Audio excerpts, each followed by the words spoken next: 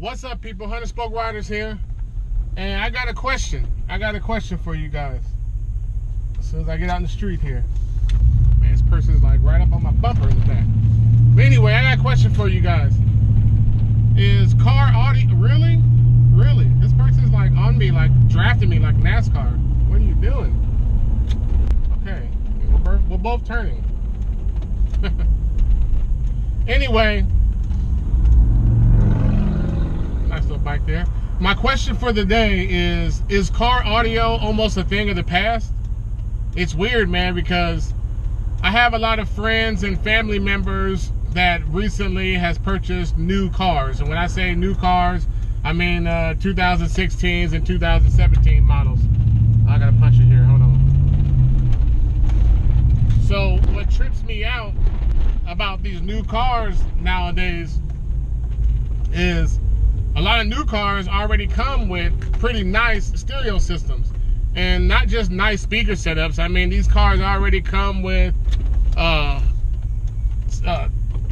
9, 10, 12 speakers, subwoofers, factory subwoofers, factory amps, and then it got me. And then just the technology in these cars today, it almost makes it not worth trying to get trying to get a system in your brand new car, because I mean the systems in the new cars are kind of decent. So that's the question. It's like, is car audio, is having a big system now a thing of the past, or is it like basically for old school cars now? Because, you know, back in the day, and I ain't gonna say back in the day, most of the cars I deal with are classic cars, so they have horrible systems, you know. So you got to go with the better speakers, the subwoofers, the amps, the better decks, the double din. You want to get navigation and stuff like that. But not a lot, man. These newer cars now, man, they're just, you know, already coming. They're already sounding good.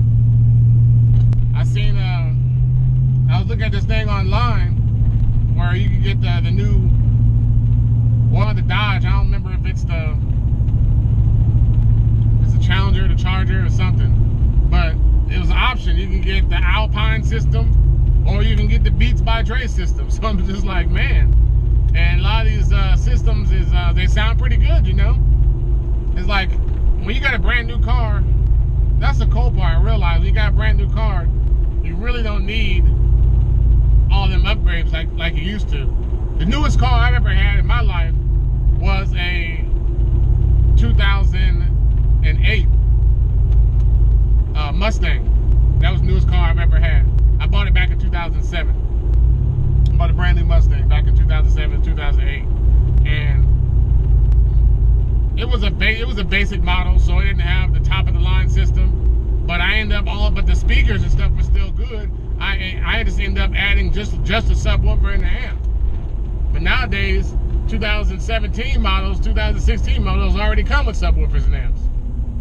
So it's like, man, you really got to think about, is having a big system really the thing of the past? Back in the day, everybody used to be riding around bumping. Now it's just not so much.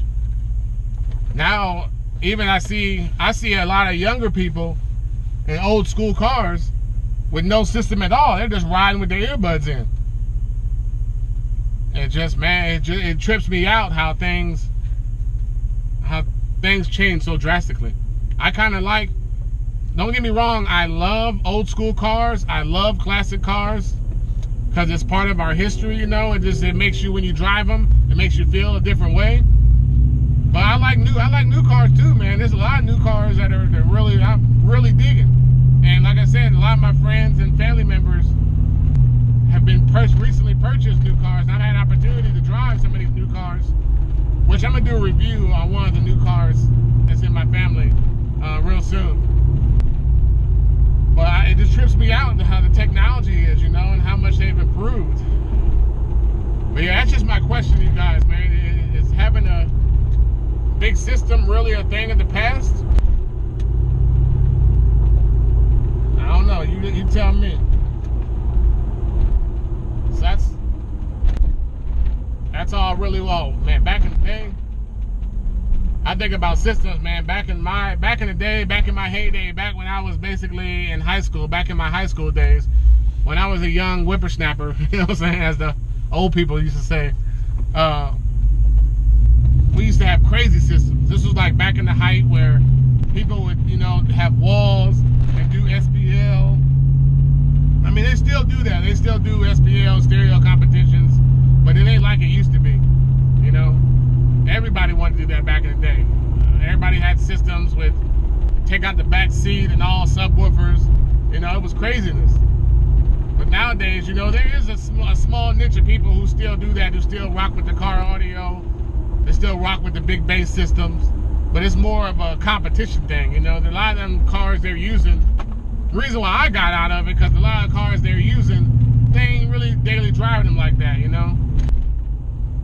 They're more on and off the trailer, almost like having a real dragster, you know. They're just on and off the trailer.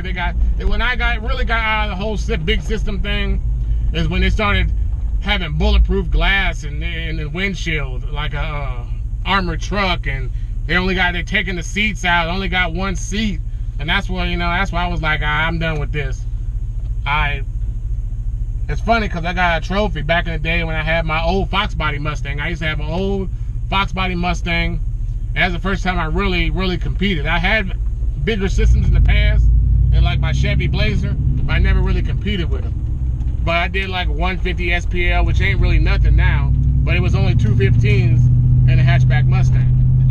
So nowadays, my big bass days are over. Even in my old school cars, you know, I don't need 412s and to beat the trunk and rip the car apart. You know, now the stuff is so advanced. Even the people who are with old school cars and the big audio game.